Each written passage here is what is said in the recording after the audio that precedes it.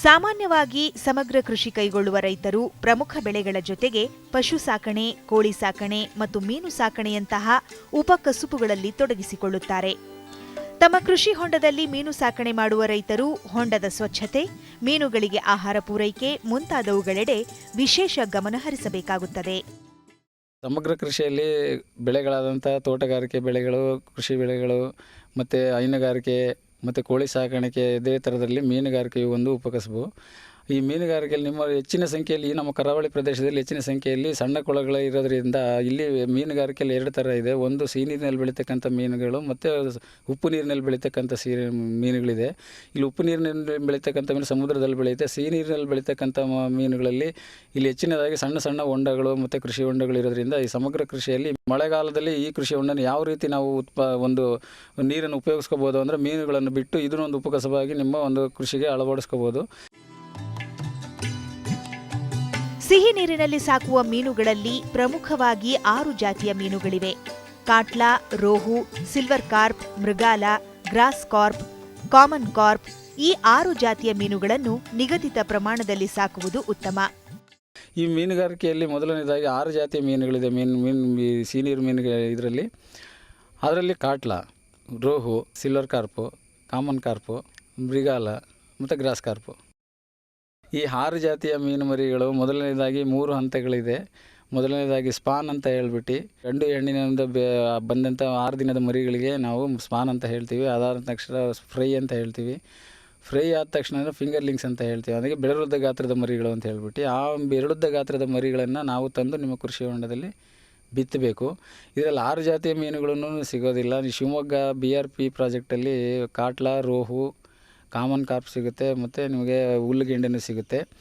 ಅದರಲ್ಲಿ ನಿಮ್ಮ ಬೆಳ್ಳಿಗಂಡೆ ಮಾತ್ರ ಸಿಗೋದಿಲ್ಲ. ಯಾಕೆಂದರೆ ಈ ಏರಿಯಾದಲ್ಲಿ ಅದನ್ನು ಮಾಡ್ತಾಯಿಲ್ಲ. ಈ ಒಂದು ಬಿತ್ತಬೇಕಾದ್ರೆ ನಿಮ್ಮ ಕೃಷಿ ಹೊಂಡ ಚಿಕ್ಕದೇ ಇರ್ಬೋದು. ಅದಕ್ಕೆ ಅನುಗುಣವಾಗಿ 6 ಜಾತಿಯ ಮೀನುಗಳನ್ನು ನೀವು 10 ಮರಿಗಳನ್ನು ಪರಿಗಣಿಸಿದಾಗ 6 ಮರಿಗಳನ್ನು ಕಾಟ್ಲಾ ಬಿಟ್ಟು 3 ಮರಿಗಳನ್ನು ರೋಹನ್ ಬಿಟ್ಟು ಮತ್ತು ಇನ್ನೂ ಉಳಿದ ಒಂದೊಂದು ಭಾಗನ ಹುಲ್ಲುಗೆಂಡೆ ಮತ್ತು ಮೃಗಾಲನ ಇಲ್ಲ ಕಾಮನ್ ಕಾರ್ಪ್ನ ಬಿಡ್ಬೋದು.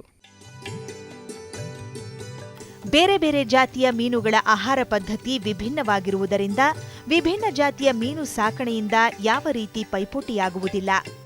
ಎಲ್ಲ ಸೇರಿದ್ರೆ 10 ಮರಿಗಳದ್ದು ಕೌಂಟ್ ಆಗಬೇಕು. ಬಿಟ್ಟಾಗ ನಿಮಗೆ ಎಲ್ಲ ಜಾತಿ ಮೀನುಗಳು ಅಲ್ಲಿ ಸೇರಿದಂಗೆ ಆಗುತ್ತೆ. ಆವಾಗ ಒಟ್ಟು ಪ್ರಮಾಣದಲ್ಲಿ ಹಿಡಿದಾಗ ಎಲ್ಲವೂ ತಮ್ಮ ತಾನೇ ಈ ಆಹಾರದ ಒಂದು ಪದ್ಧತಿಗಳು ಈ ಥರ ಇರೋದ್ರಿಂದ ಮೇಲ್ಭಾಗ ತಿಂದಿದ್ದು ಕಾಟ್ಲಾ ತಿನ್ನುತ್ತೆ ಮತ್ತು ಮಧ್ಯಭಾಗದಲ್ಲಿ ಬಿಡ್ತಕ್ಕಂಥ ಜಲಕಳೆಗಳನ್ನು ಮತ್ತು ಸಸ್ಯಕೀಟಗಳನ್ನು ಎಲ್ಲ ಇದು ರೋಹು ತಿನ್ನುತ್ತೆ.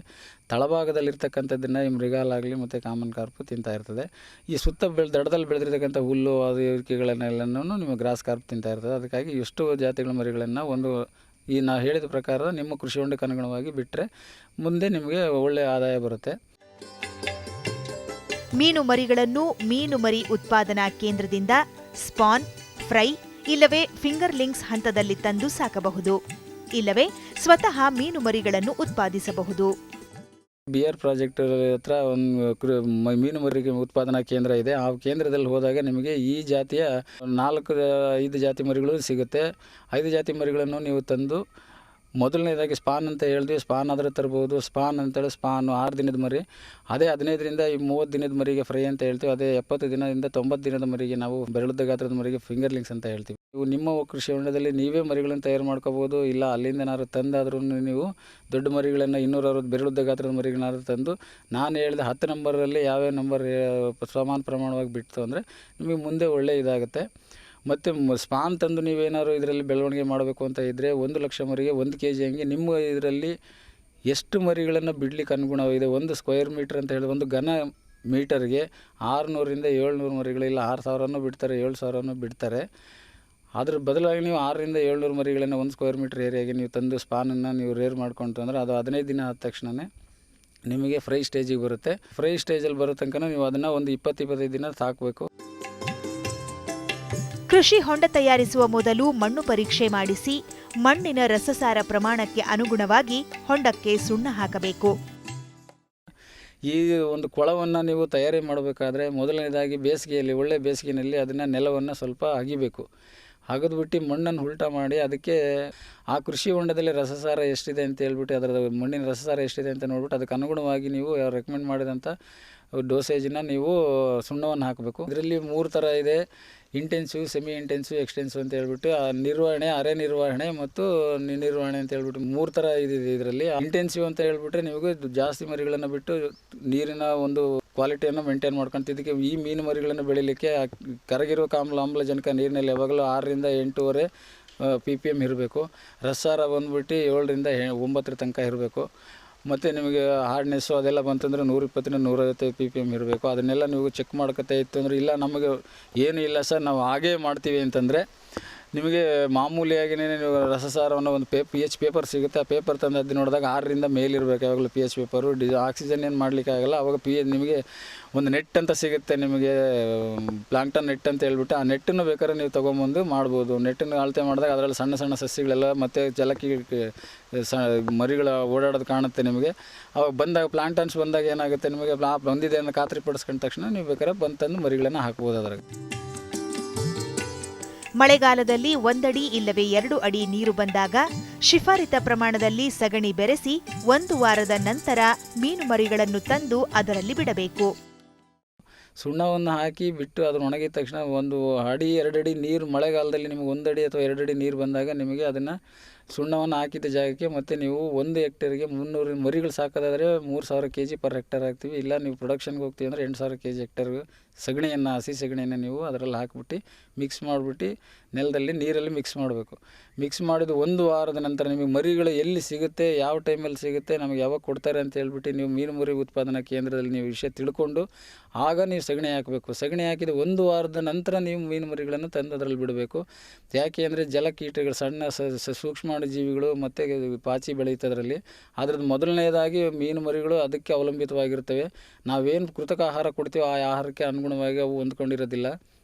ಯಾಕೆಂದರೆ ಅಲ್ಲಿಂದ ನೀರಿನಲ್ಲಿರೋ ಜಲಚರ ಪ್ರಾಣಿಗಳಾದ್ರಿಂದ ಇದು ಅದರಲ್ಲೇ ಅವಲಂಬಿತ ಆಗಿರೋದ್ರಿಂದ ನೀವು ಅದಕ್ಕಾಗಿ ಇದನ್ನು ಮೊದಲು ಬೆಳೆದಿದೆ ಇಲ್ಲ ಅಂತ ಖಾತ್ರಿ ಪಡಿಸ್ಕೋಬೇಕು. ನಿಮಗೆ ಆ ನೀರು ಕಾಫಿ ಕಲರಿಗೆ ಬಂದಿರುತ್ತೆ.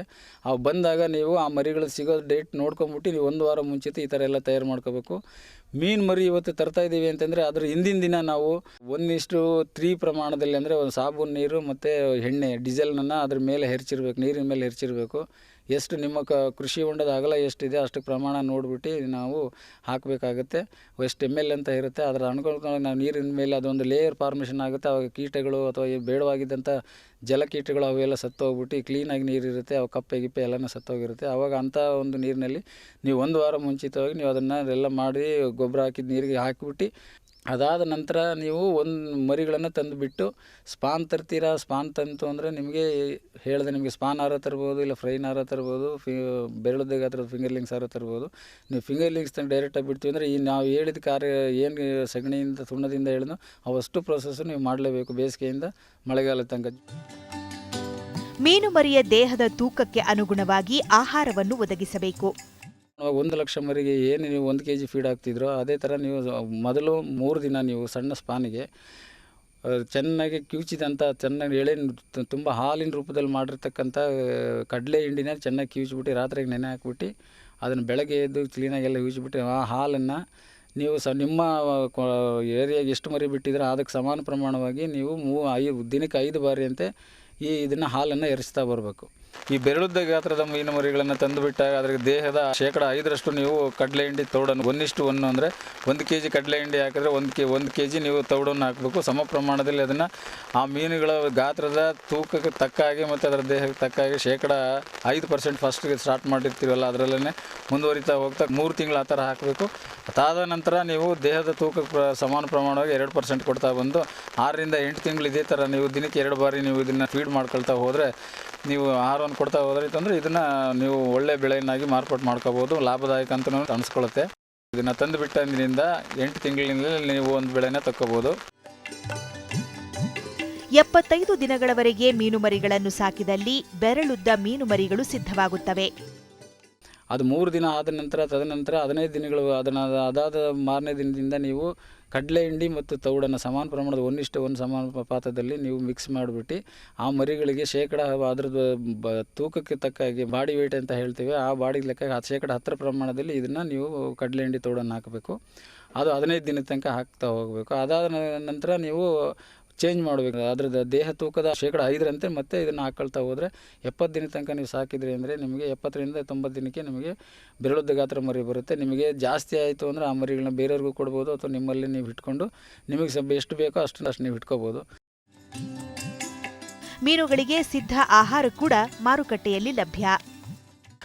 ಕಡಲೆ ಹಿಂಡಿ ತೋಡಲ್ದೇ ನಿಮಗೆ ರೆಡಿ ಆಗಿರೋ ಫೀಡು ಸಿಗುತ್ತೆ. ಬಾಂಬೆ ಮತ್ತು ಆಂಧ್ರದಿಂದ ನಿಮಗೆ ಕೆಲವು ಕಂಪ್ನಿಗಳು ಈಗ ಹಸುಗಳಿಗೆ ಹೇಗೆ ಸಿಗುತ್ತೋ ಅದೇ ಥರ ಇದಕ್ಕೂ ಸಹಿತ ರೆಡಿಮೇಡ್ ಫುಡ್ಡು ಸಿಗುತ್ತೆ. ಅದರಲ್ಲಿ ಎಲ್ಲ ಖನಿಜಾಂಶಗಳು, ವಿಟಮಿನ್ಸು ಮತ್ತು ಪ್ರೋಟೀನು, ಫ್ಯಾಟು ಎಲ್ಲ ಬ್ಯಾಲೆನ್ಸ್ಡ್ ಮಾಡಿ ಮೀನು ಇಷ್ಟೇ ಗಾತ್ರದ ಇಷ್ಟು ತಿಂಗಳಿಗೆ ಹಾಕಿದ್ರೆ ಇಷ್ಟೇ ಗಾತ್ರ ಬರಬೇಕು ಅಂತ ಹೇಳ್ಬಿಟ್ಟು ನಿಮಗೆ ಅದ್ರದ್ದೊಂದು ಫಾರ್ಮುಲೇಟ್ ಮಾಡಿಬಿಟ್ಟು ಆ ಫಾರ್ಮುಲೇಷನ್ ಪ್ರಕಾರ ನಿಮಗೆ ಮಾಡಿರ್ತಾರೆ. ಆ ಫೀಡು ತಂದು ಹಾಕಿದ್ರೆ ಸಹಿತ ನೀವು ಒಳ್ಳೆ ಉತ್ತಮ ಬೆಳೆನ ಬೆಳಿಬೋದು.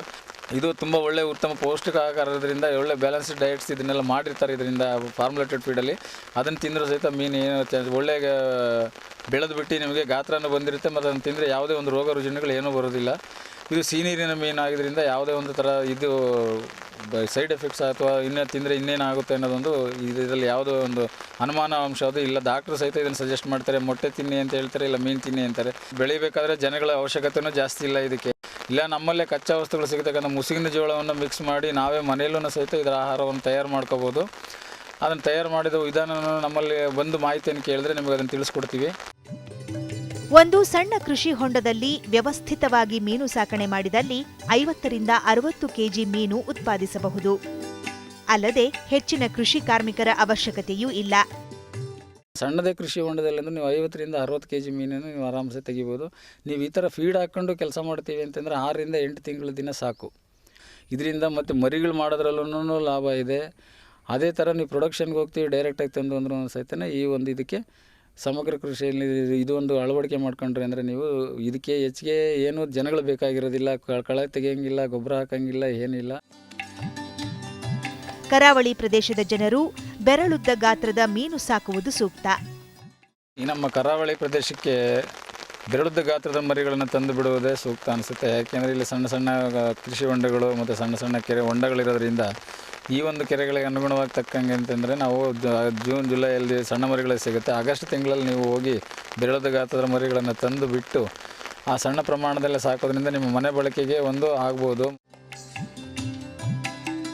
ಮೀನು ಸಾಕಣೆಗೆ ಕೃಷಿ ಹೊಂಡಕ್ಕೆ ಸರ್ಕಾರದಿಂದ ಸಹಾಯಧನ ಕೂಡ ಲಭ್ಯ.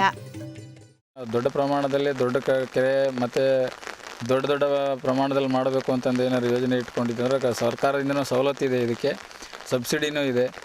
ಅದೇ ಥರ ನೀವು ಡಿಪಾರ್ಟ್ಮೆಂಟಿಗೆ ಹೋಗ್ಬಿಟ್ಟು ನೀವು ಹಾಕಿದಾಗ ಎಲ್ಲ ವಿಷಯಗಳನ್ನು ತಿಳಿಸ್ತಾರೆ. ಇಲ್ಲ ನಮ್ಮ ಕೃಷಿ ಸಂಶೋಧನಾ ಕೇಂದ್ರಕ್ಕೆ ಬಂದರೂ ಸಹಿತ ಅದರ ಬಗ್ಗೆ ವಿಷಯ ಮಾಹಿತಿಯನ್ನು ಕೊಡ್ತೇವೆ. ಮತ್ತು ಚಿಕ್ಕ ಪ್ರಮಾಣದಲ್ಲಿ ಮಾಡೋದ್ರಿಂದ ಮನೆ ಬಳಕೆಗಾದರೂ ಹೆಚ್ಚಾದ ದಿನ ನೀವು ಮಾರಾಟ ಮಾಡ್ಬೋದು. ಇದನ್ನೇ ಒಂದು ಉಪಕಸವಾಗಿ ಮತ್ತು ಮುಖ್ಯವಾಗಿ ಮಾಡ್ಕೊಳ್ಬೇಕು ಅಂತ ನೀವೇನಾದ್ರು ಹೊರಟಾಗ ಮೀನುಗಾರಿಕಾ ಇಲಾಖೆಯಲ್ಲಿ ಹೋಗ್ಬಿಟ್ಟು ಮಾಹಿತಿಗಳನ್ನು ಕೇಳಿದಾಗ ನಿಮಗೆ ಇದರಲ್ಲೂ ಮಿನಿಮಮ್ 4 ಎಕರೆ ಇರಬೇಕು. 4 ಎಕರೆಗಿಂತ ಮುಂಚೆ ಜಾಸ್ತಿ ಇತ್ತು ಅಂದರೆ ಅವರು ಅದರಲ್ಲಿ ಲೋನು ಮತ್ತು ಬ್ಯಾಂಕೆಲ್ಲ ಒಪ್ಪಿಸ್ಕೊಂಬಿಟ್ಟು ನೀವು ಮಾಡಿ ಸಮಗ್ರ ಕೃಷಿಯಲ್ಲಿ ಇದನ್ನೊಂದು ದೊಡ್ಡ ಕೃಷಿಯನ್ನಾಗೂ ಮಾರ್ಪಾಟು ಮಾಡ್ಕೋಬೋದು ಮತ್ತು ಇದರಿಂದ ಲಾಭವೂ ಇದೆ. ಮಾರುಕಟ್ಟೆಯಲ್ಲಿ ಮೀನಿಗೆ ಉತ್ತಮ ಬೇಡಿಕೆ ಇದೆ. ಅದನ್ನು ಮಾರ್ಕೆಟಲ್ಲಿ ತುಂಬ ಬೆಲೆನೂ ಇದೆ. ಮತ್ತು ಇದು ಒಂದೇದಾಗಿ ಶುಗರೇ ಇರಲಿ, BP ಇರಲಿ, ಅಥವಾ ಇನ್ನೊಂದು ಏನೇ ಒಂದು ಲೆಪ್ರಸಿ ಇರಲಿ, ಪ್ರತಿಯೊಂದು ಕಾಯಿಲೆಗೂ ಏನೇ ಅನುಗುಣವಾಗಿ ಏನಿಲ್ಲ ಅಂದ್ರೂ ಡಾಕ್ಟ್ರ್ ಸಜೆಸ್ಟ್ ಮಾಡೋದು ಈ ಒಂದು ಮೀನನ್ನೇ ತಿನ್ನಿ ಅಂತ ಹೇಳ್ಬಿಟ್ಟು. ಯಾಕೆಂದರೆ ಇದರಲ್ಲಿ ಕೊಬ್ಬಿನ ಅಂಶ ಕಡಿಮೆ ಇದೆ ಮತ್ತು ಇದರಲ್ಲಿ ಫೈಬರ್ ಅಂತ ಹೇಳ್ತೀವಿ, ಫೈಬರ್ ಅಂಶ ಜಾಸ್ತಿ ಇರೋದ್ರಿಂದ ಮತ್ತು ಪ್ರೋಟೀನು ಜಾಸ್ತಿ ಇದೆ ಇದರಲ್ಲಿ. ಅದಕ್ಕೋಸ್ಕರ ಮನುಷ್ಯನ ಆರೋಗ್ಯಕ್ಕೆ ಒಳ್ಳೆಯದು ಮತ್ತು ಯಾವುದೇ ಒಂದು BP ಆಗಿ ಶುಗರ್ ಆಗಲಿ ಅಥವಾ ಇನ್ನೊಂದು ಏನೋ ಎಂಥ ಕಾಯಿಲೆನೂ ಇದರಲ್ಲಿ ಬರೋದಿಲ್ಲ ಅಂತ ಹೇಳ್ಬಿಟ್ಟು ಡಾಕ್ಟರ್ ಸಹಿತ ಸಜೆಸ್ಟ್ ಮಾಡ್ತಾರೆ. ಆದ್ದರಿಂದ ಈ ಒಂದು ಮೀನು ಮಾರ್ಕೆಟಲ್ಲಿ ತುಂಬ ಗಣನೀಯವಾದ ಒಂದು ಸ್ಥಾನವನ್ನು ಇಟ್ಕೊಂಡಿದೆ ಈಗ. ರೈತ ಬಾಂಧವರು ಮೀನು ಸಾಕಣೆಯನ್ನು ಉಪಕಸುಬಾಗಿ ಇಲ್ಲವೇ ಪ್ರಮುಖ ಕಸುಬಾಗಿ ಕೈಗೊಂಡು ಕಡಿಮೆ ಖರ್ಚು ಮತ್ತು ಶ್ರಮ ವಹಿಸಿ ಉತ್ತಮ ಆದಾಯ ಗಳಿಸಬಹುದು. ಮೀನು ಒಂದು ಉತ್ತಮವಾದ ಪೌಷ್ಟಿಕ ಆಹಾರ. ಆದ್ದರಿಂದ ಇದನ್ನು ನೀವೂ ತಿನ್ನಿ, ಮನೆಯಲ್ಲಿ ಮಕ್ಕಳಿಗೆಲ್ಲ ನಿಮ್ಮ ಕುಟುಂಬಕ್ಕೆಲ್ಲ ತಿನ್ನಿಸಿ ಮತ್ತು ಬೇರೆಯವ್ರಿಗೂ ಸಹಿತ ಇದನ್ನು ಮಾರಾಟ ಮಾಡಿ ಅವ್ರಿಗೂ ಸಹಿತ ಒಳ್ಳೆ ಆರೋಗ್ಯವಂತರಾಗಿರಲಿಕ್ಕೆ ನೀವು ಹೆಚ್ಚಿನ ಸಹಾಯ ಮಾಡಿ ಅಂತ ಕೇಳ್ತೀನಿ. ಹಾಗೆ ಆರ್ಥಿಕವಾಗಿ ಲಾಭವನ್ನು ಪಡ್ಕೊಳ್ಳಿ ಅಂತ ಹೇಳ್ಬಿಟ್ಟು ಈ ಮೂಲಕ ನಾನು ಹೇಳೋಕ್ಕೆ ಇಚ್ಛಿಸ್ತೇನೆ.